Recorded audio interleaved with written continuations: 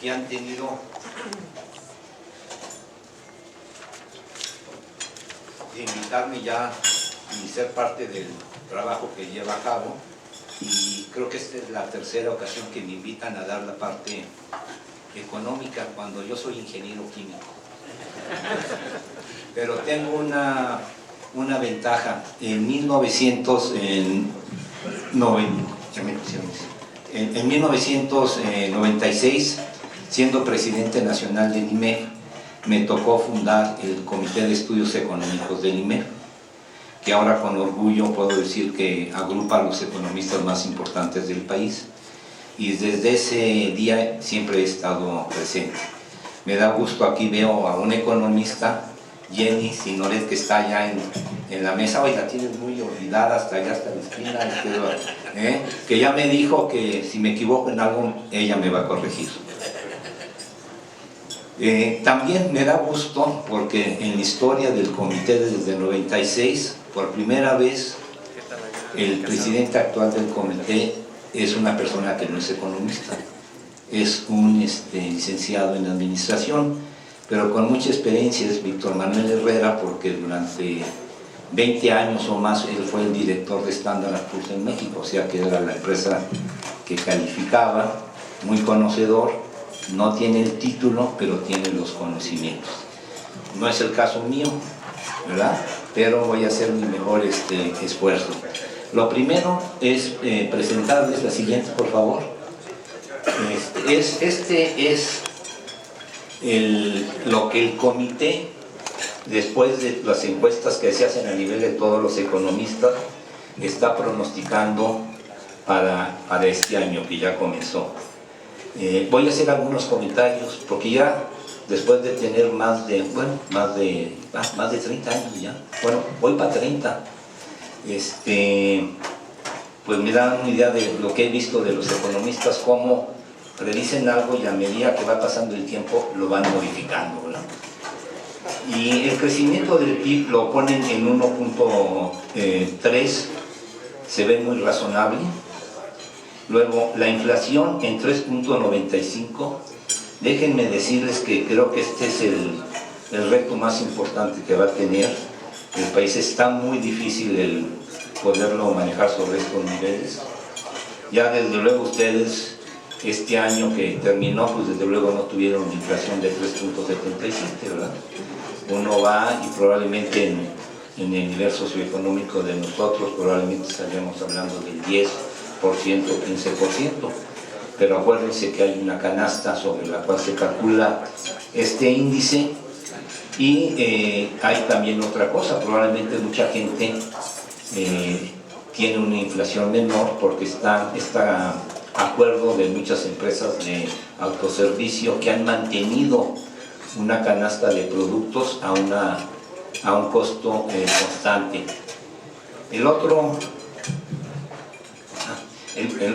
punto sería el balance público tradicional con respecto al porcentaje del PIB. Se ve muy lógico que tengamos un déficit de 3.8. Acuérdense que el final del sexenio pasado estuvimos arriba del 6, se mantuvo y se logró controlar parte el año pasado, y 3.8 se ve muy razonable. Viene después la tasa política monetaria, que es la que nosotros vemos que nos la define el Banco de México ahorita sobre niveles del 7. El 6.5 implicaría dos ajustes de 0.25 durante el año. Esto probablemente va a estar muy condicionado a la inflación, que realmente se pudiera mantener sobre 3.95. Después voy a hacer algunos comentarios. El concepto del crecimiento del empleo, el hablar de crecimiento nuevo en lo que es cotizando en el Instituto Mexicano del Seguro Social, hablar de 270,000 empleos es bastante razonable. El tipo de cambio siempre se protege y nunca tiene, ¿verdad? En los sexenios anteriores ponían 1 y era mayor. En los dos últimos sexenios se han ido muy alto y pues bueno, estamos ahorita sobre niveles del 17.30, 17.20 y probablemente 17.10, una cierta fluctuación y no nos extrañe que estemos tocando niveles del 17. Ese va a ser otro tema que pues quiero hacer algunos comentarios. Y luego por último, la parte de cuenta corriente sí se ve un déficit bastante razonable de 0.8%. Podemos pasar a la siguiente. La siguiente es interesante porque el IMEF saca estas estadísticas con la participación más o menos de unos 30 economistas. Pero para darles más información, les voy a presentar aquí lo que se llama el consenso de los consensos, que es cuando la encuesta del IMEF se compara con la encuesta del Banco de México, con el Latin Focus o con Citibanamex, que también saca encuestas. Y si se van a la última columna, van a ver que son más o menos igual, ¿no? La inflación, el PIB sobre 1.3, la inflación sobre 3.80, el balance público con un déficit de 3.85, la tasa política en 6.50. Esa tasa política es la tasa que tendríamos a finales de este año, ¿no? En la parte están de empleos nuevos, sí van un poco más alto a 289,000, ¿verdad? Empleos nuevos, el tipo de cambio más o menos sobre el 19, aquí pusieron 19.07, y la cuenta corriente un déficit de 0.75, el IMEF tenía 0.80. Pero si se fijan, los economistas se equivocan en conjunto, ¿verdad? Ya después veremos al final, si comparamos verán lo que realmente sucedió. Y les tengo, porque siempre son muy temerarios y no nomás predicen este año, ¿verdad?, sino predicen el año que viene, 2027. Y aquí pueden ver crecimiento más o menos, sí, mucho más activo, o sea que sí ven que viene un crecimiento en los futuros años, una inflación que no es más o menos, habían puesto 3.9, 3.8, o sea que no están tan convencidos que la inflación vaya a bajar. También si ven la tasa política monetaria la conservan, ¿verdad? Lo que pueda bajar este año se va a mantener en el año que viene. Están optimistas en la creación de empleo, ¿verdad?, para el año 27 de 343,000 empleos. El tipo de cambio se cubre, pronostican para este año 19 y para el año que viene 19.50, y la cuenta corriente más o menos sobre niveles del 1%. Este año ya vimos que lo están viendo sobre 0.85. Bueno, esto es lo que dicen los economistas.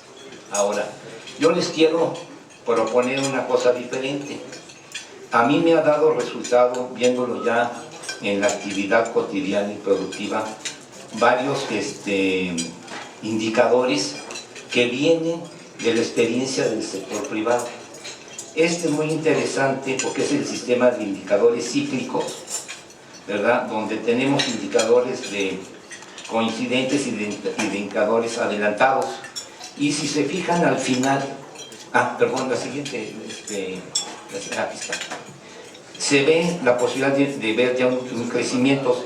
Y esto es interesante porque aquí están ustedes viendo desde antes de 1980, ¿verdad?, cómo se ha ido comportando estos indicadores. Esto lo saca el INEGI, pero es muy interesante si ustedes, yo recibo la información del INEGI como cualquier otra persona. A uno se puede inscribir, se lo mandan sin ningún costo, y yo creo que es algo interesante si lo hacen porque ustedes están recibiendo la información que utilizan todos los economistas. Entonces, aquí esto se lo recomiendo, lo ven, se ve un crecimiento, por lo cual a mí me hace estar optimista para este año y los años que vienen. Ahora, el siguiente, les quiero presentar el indicador IMEF manufacturero y luego el indicador IMEF no manufacturero. Esto es muy importante porque el IMEF lo constituyó hace ya algunos años como un trabajo de encuesta a empresas que están en el sector de servicios y en el sector manufacturero. Ahorita en el sector manufacturero sí estamos en una situación difícil, ¿verdad? Y mucho lo hemos tenido por las situaciones que se han vivido por la economía internacional, porque los productos manufactureros tienen mercado a nivel de todo el mundo, y mucho por los acuerdos y por lo que hemos estado viviendo, que ustedes deben de estar ya de oír de Trump, ¿verdad? Tenemos este efecto que sale de la siguiente encuesta, que me gustaría que la pudieran presentar. Miren, esta es una encuesta, este indicador se hace público, pero quiero que sepan que sale de una encuesta que se hace a nivel de empresas, y es muy importante porque es lo que sienten los empresarios. Como es el indicador manufacturero, son empresas que están en ese sector, y son 5 preguntas que tienen que ver con tus pedidos. ¿Tienes nuevos pedidos? ¿Son mayores a los anteriores o cómo están? ¿Cómo está tu producción? ¿Ha bajado o ha subido? ¿Cómo está la contratación de empleo? ¿Ha bajado o ha subido? La entrega de productos que has hecho y los inventarios que tienes. Y de estos indicadores, cuando lo tenemos abajo del 50, quiere decir que estamos, podemos decir, en recesión o en no crecimiento. Arriba de 50 implica que estamos creciendo. Y entonces, este es un indicador con el cual se hace la gráfica. Nos podemos regresar se hace esta gráfica. Y con esto sale, y es un indicador muy poderoso porque es el sentimiento empresarial, ¿no? ¿Podemos pasar a la siguiente? Ahora a la siguiente, por favor.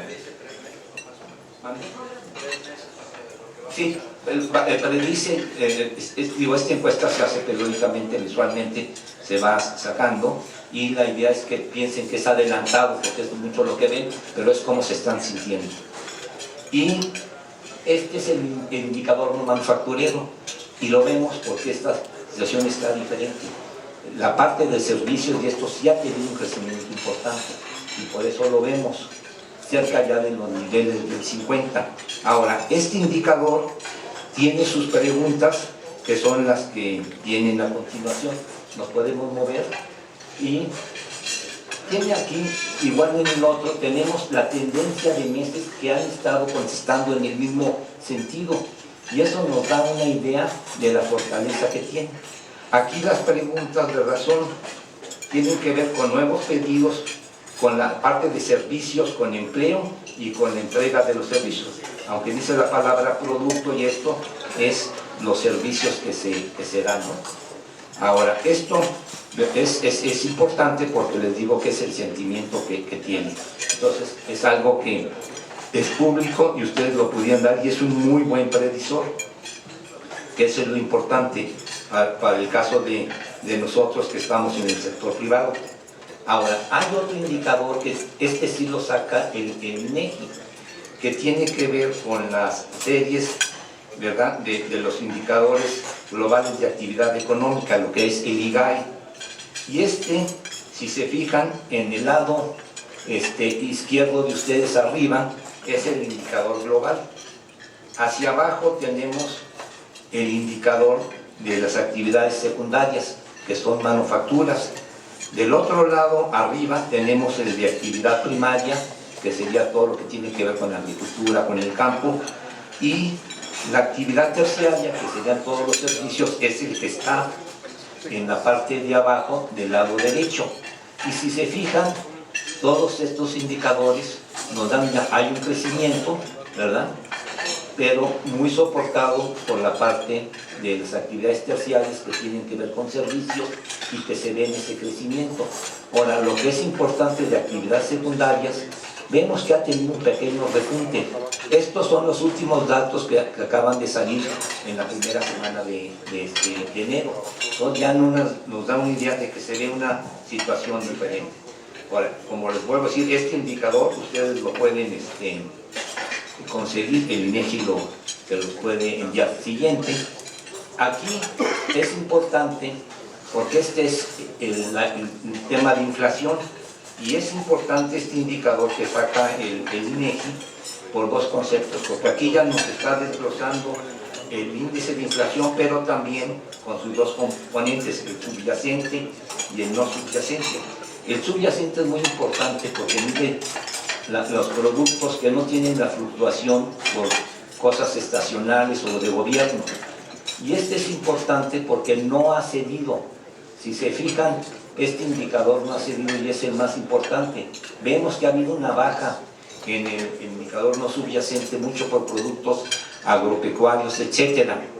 Y lo que es importante es que, y que es público, es leer las actas de las juntas del gobierno del Banco de México, cuando se junta la gobernadora y los subgobernadores, y hay una posición muy importante que ha estado no favoreciendo el que se bajen las tasas, que es la de Jonathan Heath, que para mí, de todos los que están ahí, es el que tiene muchísima mayor experiencia, porque toda la vida se ha dedicado a esto.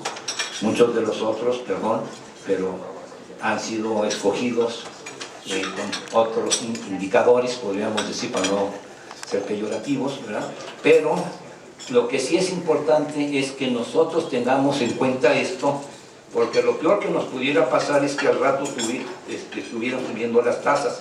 No creo que vaya a suceder, a menos que quisieran empezarlas a bajar. O sea, no está firme el que se esté controlando bien la inflación como para poder seguir bajándolas. Y para esto, si se fijan y empiezan a ver a detalle, aquí tenemos la tabla, que como creo que a lo mejor no pueden ver bien, ¿verdad? Pero sí pueden ver una diferencia muy grande entre la subyacente y la no subyacente y lo que influye. Y pensar que si te regresas, que porque pasó, regrésate, en la parte de la inflación no subyacente, vean esa baja a 1.61, que se mantiene, pero que históricamente no tendría mucho soporte. Lo más seguro es que se ajusten. Realmente esos niveles los estuvimos viendo en diciembre del 2019, ¿verdad? Entonces lo más seguro es que se va a rebotar y eso le va a pegar a la inflación general, ¿no? Y esto es por lo cual podríamos estar escépticos de que se esté controlando la inflación hacia abajo. No quiere decir que vaya a subir mucho, pero inflaciones del 4,5 se ven factibles, ¿verdad? A comparación de esto. Siguiente, podríamos ver en esta gráfica un poco más a detalle, a la otra, ¿verdad? La otra. Aquí, ciertos componentes, ¿verdad? De los mismos datos que se hacen públicos, que nos puede dar todavía mucho mayor información. Bueno, voy a hacer algunos comentarios porque la plática diría economía y finanzas, ¿verdad? Perspectivas económicas y financieras. En la parte financiera, que probablemente es como nos pudiera afectar, y mucho en conceptos de patrimonio y en conceptos de negocio, que al fin y aparte es parte del patrimonio, ¿verdad?, que tenemos. Quiero presentarles esta lámina, no, la siguiente, perdón, que tiene que ver con la composición de los activos de hogares. Y si ven abajo están China, Inglaterra, Corea, Australia, Japón, Taiwán y Estados Unidos. Y este es el patrimonio que pueden tener los hogares de estos países. Vienen abajo las fuentes, ¿verdad? México no está, pero México podríamos ser muy parecidos a lo que es China y lo que es Corea, por el tipo de sistema financiero que tenemos. Y quiero ver una serie de cosas aquí de lo que podemos ver. Indudablemente, los bienes inmuebles, que puede ser la casa de uno, es un activo muy importante en el portafolio de una familia. Luego están lo que dice el cash y depósitos, que serían inversiones en instrumentos financieros, como pueden ser CETES, cuentas bancarias, etcétera. Y que fíjense muy bien que en China y en Corea suele ser muy importante. Y luego ya baja la participación en mutuos que sean sociedades de inversión aquí o directamente en acciones, ¿verdad?, en los mercados de valores, donde los países más grandes como Estados Unidos representa casi el mismo porcentaje que los bienes inmuebles. El americano no piensa tanto en la casa, sino en sus inversiones financieras, porque de esas indudablemente va a vivir más que de la casa. La casa simplemente es importante, pero no es lo más importante. Pero lo que quiero que vean es el que sigue hacia arriba, que dice el 21%, que dice seguros y pensiones. Y esto es muy importante, porque en la parte de las compañías de seguros, ¿verdad?, están los seguros que muchas veces se crean como seguros de vida, pero que en el futuro, si empiezas a vivir más, puedes empezar a usar esos recursos que tienes ahí ahorrados como una parte de tu de dinero con el cual puedes vivir. En la parte inmobiliaria es muy común las hipotecas inversas. Tú vendes tu casa ya grande y te pagan una renta, pero el día que te mueres la casa pasa a la compañía de seguro. En el mismo caso en las inversiones. Y esto les digo como una figura muy importante desde el punto de vista financiero, porque en México vamos para allá. Mucho por el sistema que tenemos ahorita de pensiones, que es el vigente, no va a alcanzar. Pero está la vivienda, en donde el mexicano cree, y los seguros donde se puede manejar, que es el comportamiento donde indudablemente, si ven países como Japón y Taiwán, ¿verdad?, se empiezan a mover. Entonces, desde el punto de vista financiero, que es el otro, yo creo, como mensaje hacia ustedes, es ver estos dos conceptos: la propiedad, que es importante, los seguros, que no lo son, pero en economías pueden ser en un futuro, y esto es algo importante y mucho. ¿Por qué? Porque si se logra hacer lo que Trump está haciendo, de querer bajar los intereses que se manejan en Estados Unidos, es decir, bajar la tasa de interés política que maneja la Fed en Estados Unidos, va a ser un problemón, porque aunque las empresas les cueste menos, ¿qué es lo que sucede? La mayoría de los ahorros y los recursos que manejan las compañías de seguros están en instrumentos de renta fija, y si yo soy una persona pensionada y en vez de estar ganando el 5% o el 6%, voy a estar ganando el 1%, no voy a salir. Entonces esto se vuelve muy importante a tomar en cuenta. Y por último, tengo esto, lo uso mucho, siguiente, y se lo recomiendo a ustedes, es usar el balance del Banco de México. Como no podrán ver, aunque está aquí presente, pero se los digo, si se fijan, el capital contable del Banco Central, y este es el último, este es el balance al mes de noviembre que se ha hecho público, no han publicado diciembre, o al menos no lo pude conseguir, pero el Banco Central tiene un capital negativo, que es muy importante. En el sexenio anterior la mayoría del capital fue negativo. ¿Y por qué? Esto nos da una idea de la apreciación que tiene el peso, porque el peso está soportado por billetes y monedas, que está del lado del pasivo, porque todo el dinero que tienen ustedes aquí es emitido por el Banco Central. Y es muy interesante, ninguno de ustedes han reclamado que la institución que emite el billete, del cual ustedes son los acreedores, porque el billete implica que el Banco Central, si alguien tiene un billete de 500, le debe 500 pesos. ¿Cómo lo soporta? Lo soporta con las inversiones en los activos, que son las reservas. Cuando sucede lo que tiene y se pone negativo, es por la apreciación y la fortaleza, lo cual es bueno por una razón, que el gobierno no puede pedir reparto de los remanentes. Cuando oigan remanentes en el Banco Central son las utilidades, y si se reparten las utilidades y ustedes que tienen un negocio, ¿qué quiere decir? Que sacaron dinero del negocio. ¿Qué quiere decir? Que el negocio tiene menos recursos para crecer. Entonces es muy importante cuidar esto. Yo me pongo feliz cuando veo esto, porque sé que al Banco Central no le van a sacar el dinero, y porque el gobierno no crea dinero. El gobierno aquí en México es muy diferente al de Estados Unidos, que cuando ven un billete, muchas veces es el Tesoro el que lo emite. Aquí no lo emite el gobierno, no lo emite Hacienda, lo emite el Banco Central. Y si el gobierno quiere tener dinero, ¿qué es lo que hace? Emite CETES o emite instrumentos de deuda, para poderse financiar. Entonces, esto también se lo recomiendo mucho que hagan, ¿verdad? Como una medida que probablemente como empresarios lo van a entender más.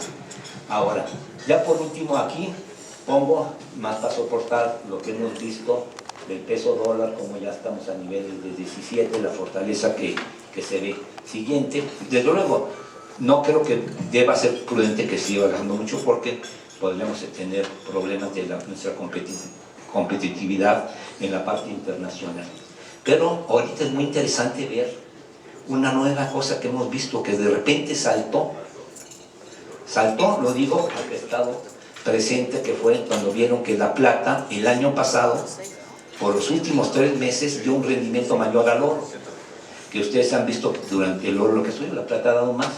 Y aquí, pues nosotros tenemos una ventaja muy interesante, porque somos productores. Desde luego no lo vemos mucho porque está concentrado en pocas mineras. Desde luego ya en el mercado de valores, lo que son las mineras están generando el crecimiento de nuestro índice. Y desde luego pues se ve este crecimiento que aquí les pongo, pero es una cosa importante de ver, ¿verdad? Antes nos fijábamos en el petróleo, probablemente ahora puede ser interesante verlo. No doy ideas, pero yo creo que el gobierno en un futuro pues tendrá que llevarse algo de ahí, ¿verdad? Nosotros no nos podemos llevar, digo, comprando plata, pero también comprando acciones de las mineras, ¿verdad? Por eso han subido tanto. Y luego les presento aquí, ya para terminar ya por el tiempo, les presento lo que es importante. Todas las casas de bolsa, este es el caso de Banorte, dan unos datos y podemos ver una manera de analizar los mercados, que es los indicadores precio-valor en vivo y precio-utilidad, que ahí están, y se ve que nuestro mercado está bastante sano en cuanto al precio que estamos pagando por las acciones. No el caso del mismo NAS, de ciertas emisoras que están muy famosas por la inteligencia artificial, más que hay que tener mucho cuidado, porque ya la inteligencia artificial se está volviendo un commodity y hay muchas empresas que te pueden dar el servicio. Entonces hay que tener mucho cuidado, porque ya cuando muchos lo tienen, probablemente lo que es más importante es competir en costos y esto, y aunque nosotros nos vamos a ver beneficiados como usuarios, si somos accionistas de esas empresas, probablemente ya no podemos manejar arbitrariamente los precios. Siguiente. Y por último, presento esta, porque esto para mí es lo más preocupante de México, y es la demanda que necesitamos de energía, ¿verdad? En su concepto, ¿verdad?, que implica electricidad, aunque la electricidad va muy ligada al petróleo, gasolina, porque muchas de las plantas que lo generan se generan de esos combustibles, ¿verdad?, aunque haya la posibilidad de eólica y solar. Este es un punto que nos puede limitar mucho como país en nuestro futuro desarrollo para el crecimiento. Y esto sería mi presentación, y muchas gracias. Y espero que les guste, para que me siga invitando Eduardo. Mi querido Emilio, muchas gracias. Vamos a pasar el micrófono.